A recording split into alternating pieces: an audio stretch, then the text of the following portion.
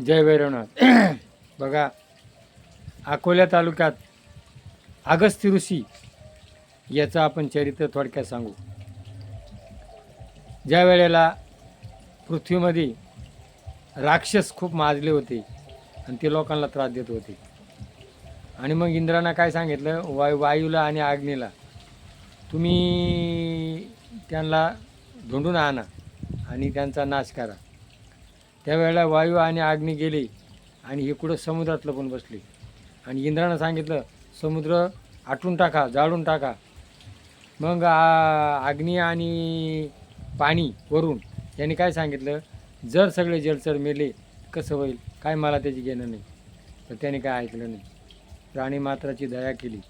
तेव्हा इंद्रानं त्यांना शाप दिला, तुम्ही पृथ्वीवर जाल, अग्नी आणि पाणी. आणि बघा, मित्रवरुणी आणि एक रंभा, तर ती कपडे बदलत होती. वरुणीनं तिच्याकडे बघितलं आणि त्याचं वीर्य संकलन झालं आणि ते एक मडक्यात लावून ठेवलं. आणि त्या मडक्यामध्ये अगस्ती आणि आपलं अगस्त्य आणि वशिष्ठ या दोघांचा जन्म झाला. आणि काहीतरी पृथ्वी करून घ्यायचं होतं. काय, वशिष्ठानं काय लिहिलं, रामायण लिहिलं.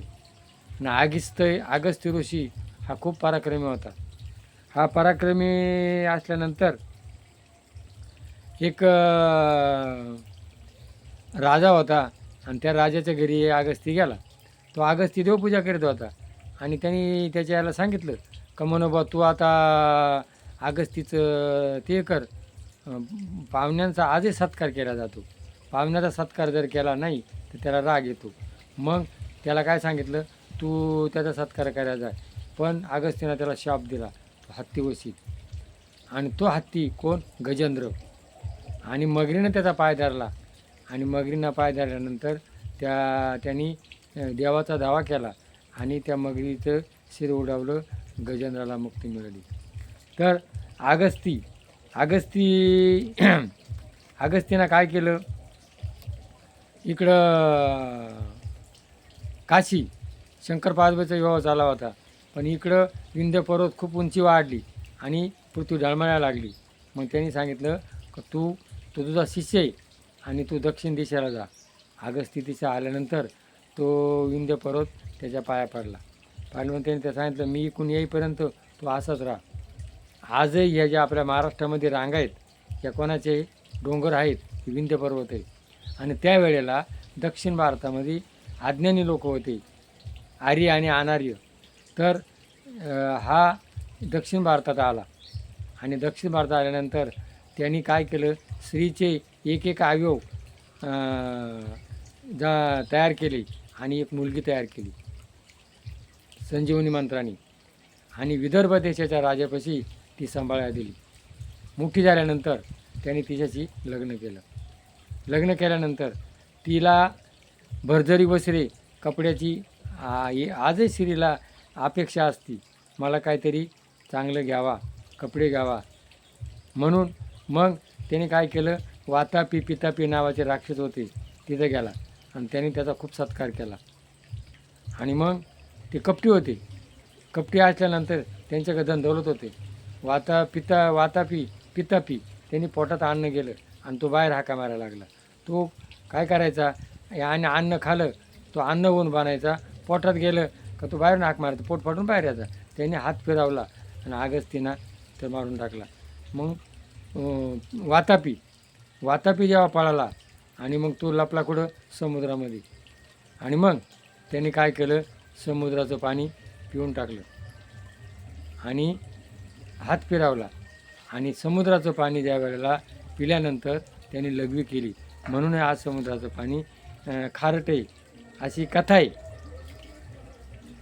काय. आणि मग अगस्ती तपाला गेला. त्यांनी काय केलं, ती जी लोपमुद्रा होती ती कमंडलामध्ये ठेवली, आणि मग कावेरी या पूर्व भागामध्ये दुष्काळ पडला होता. आणि मग तो जेव्हा तपाला बसला त्यावेळेला त्यांनी काय केलं, ती कमंडलू कावळ्याचं रूप घेऊन इंद्राला लुटून दिला, आणि ती कावेरी खळखळावू लागली. आणि त्या कावेरीनं काय केलं, पूर्व भारतामधलं दुष्काळ मिटवलं. आणि मग अशी ही लोपमुद्रा ती कावेरी आणि त्यांनी अगस्तीचं शेती केली. उत्तम शेती कशी करायची ही कोणा दाखवली, अगस्तीनं दाखवली.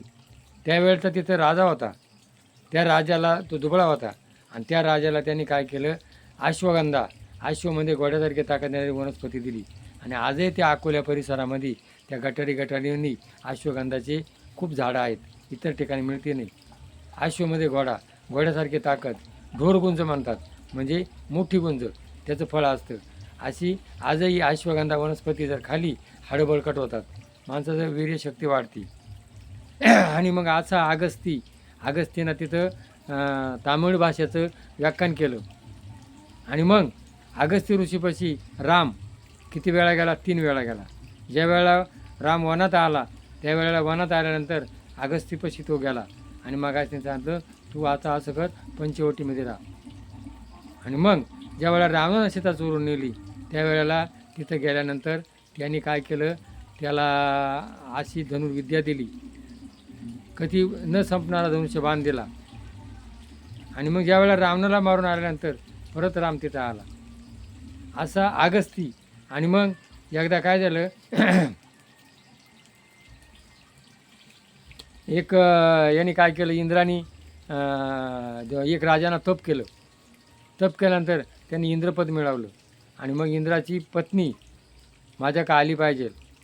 इंद्राची पत्नी म्हणे, मी तुझ्या का येईल, पण तू जे असे वैशिष्ट, अगस्ती, विश्वामित्र 4 ऋषींना कावड करून आणि मग त्यांनी 100 यज्ञ केले होते. 100 यज्ञ केल्यानंतर तो होतो. जसं आज निवडून आल्यानंतर तो राजा होतो, तसा यज्ञ केले होते त्यावेळेला तो राजा होत होता. आणि मग त्या ऋषींना जावं लागलं. पण वैशिष्ट कसा होता, विश्वामित्र बारीक होता, ती खाल्ली बाजू त्याची होऊ लागली. आणि हा काय म्हणलं, सर्प म्हणजे चाल. आणि त्यांनी काय केलं, लात मारली त्याला. लात मारला, त्यांनी शाप दिला, तू सर्प होशील. आणि मग तो कोण झाला, सर्प झाला. आणि मग त्यांनी उशाप मागितला, तुझ्या कुळामध्ये ज्या वेळेला एक जन्माला येतील. आणि मग त्यांनी भीमाला खाल्लं, तेव्हा त्या राक्षसाचे यांनी धर्माने उत्तर दिले आणि तेव्हा तो उतरून गेला. हा अगस्ती बुटका होता, तेजस्वी होता, तपस्वी होता. आजही अकोल्यामध्ये जसं आपल्या खेडमध्ये आपलं कोणत्याही याला नाव काय देतो, भैरवनाथ, तसं अगस्तीमध्ये प्रत्येक ठिकाणी नाव काय केलं जातं, अगस्ती आश्रम, अगस्ती विद्यालय, अगस्ती सगळे अनेक जे असतील, असा अगस्ती, असा तपस्वी अगस्ती आजही त्याचं ठिकाण आहे. आणि तिथं जा, त्याचं दर्शन घ्या. तेजस्विता, तत्परता, धाडस हे गुण कोणाकडून शिकायचे, अगस्तीकडून. जय अगस्ती मुनी.